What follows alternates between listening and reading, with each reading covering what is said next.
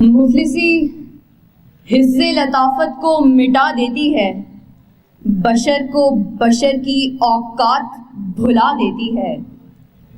آؤ اس ماں کی زبانی بھی کوئی بات سنے، روز بچوں کو جو بھوکا ہی سلا دیتی ہے۔ اپنی عزت کے بھروسے تھی جو مضبوط کھڑی، آخر ایک روز وہ سر اپنا جھکا دیتی ہے۔ اس کے دامن پہ لگے داغ یہی کہتے ہیں، بھوک تہذیب کے آداب مٹا دیتی ہے۔ صدر علی وقار سردیوں کی ٹھٹھرتی ہوئی رات، منہ لپیٹے ایک مجبور ماں اپنے نومولود بچے کو ایدھی سینٹر کے باہر پڑے جھولے میں ڈال جاتی ہے۔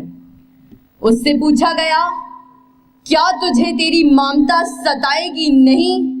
اس بچے کی سسکیاں تجھے رلائیں گی نہیں؟ اس کی چیخیں تیرے کانوں سے ٹکرائیں گی نہیں؟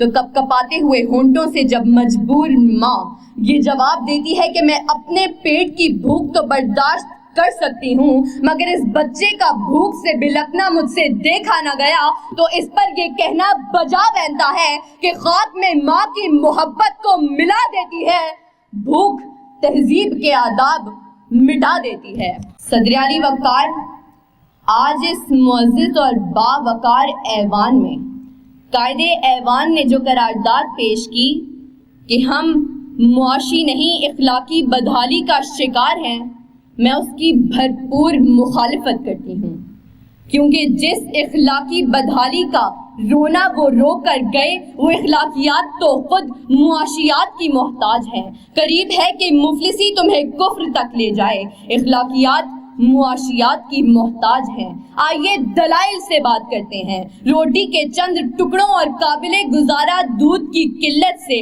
تھر پارکر میں دم توڑنے والے مجبور بچوں کا اصل مسئلہ اخلاقیات نہیں معاشیات ہے۔ اسی شہر لاہور میں غربت سے تنگ آ کر بشرا نامی خاتون اپنے 2 معصوم بچوں کے ساتھ چلتی ہوئی ٹرین سے ٹکرا جائے تو اس کا اصل مسئلہ اخلاقیات نہیں معاشیات ہے۔ زرد چہرہ، آنکھیں اندر کو دھسی ہوئی اور بڑھاپے کی وجہ سے پورے جسم پر جھریاں لیے، نشتر اسپتال ملتان کے باہر فقط 2 کلو آٹے کے عوض خون بیچنے والے بوڑھے کا اصل مسئلہ اخلاقیات نہیں معاشیات ہے۔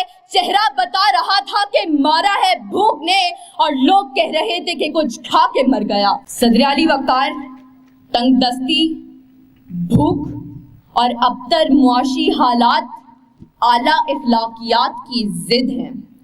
پہلے آپ تو تب ہوتا ہے کہ جب پیٹ کی بھوک اور غم روزگار نہ ہو۔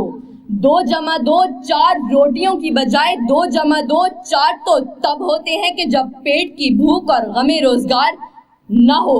بیٹی کا 4 دیواری میں رہنا، خاندان کی عزت پر کٹ مرنا، یہ سب تو تب ہوتا ہے کہ جب پیٹ کی بھوک اور غم روزگار نہ ہو۔ چاند روٹی کی بجائے چاند میں چرخہ کاٹتی بڑھیا تو تب دکھائی دیتی ہے کہ جب پیٹ کی بھوک اور غم روزگار نہ ہو۔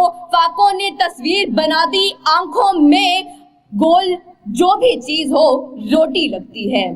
اور تو اور عبادت و ریاضت بھی تب ہوتی ہے کہ جب پیٹ کی بھوک اور غم روزگار نہ ہو۔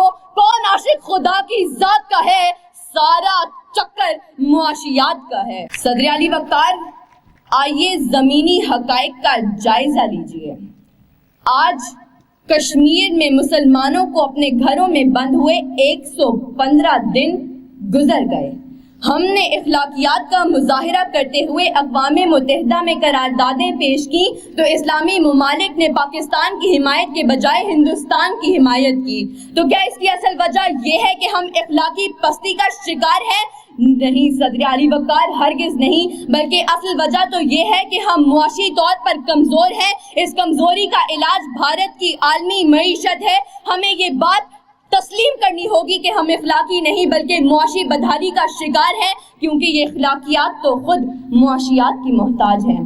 صدر علی وقار، میرے ان تمام دلائل کے باوجود اگر اب بھی کوئی یہ یقین رکھتا ہے اور بازد ہے کہ ہم معاشی نہیں بلکہ اخلاقی بدحالی کا شکار ہیں تو اس سے بس ایک ہی سوال کرتے ہوئے میں اجازت چاہوں گی کہ وہ جس کا ایک ہی بچہ ہو بھوکا 8 پہروں سے، بتاؤ اہل دانش تم وہ گندم لے کہ تختی لے. شکریہ.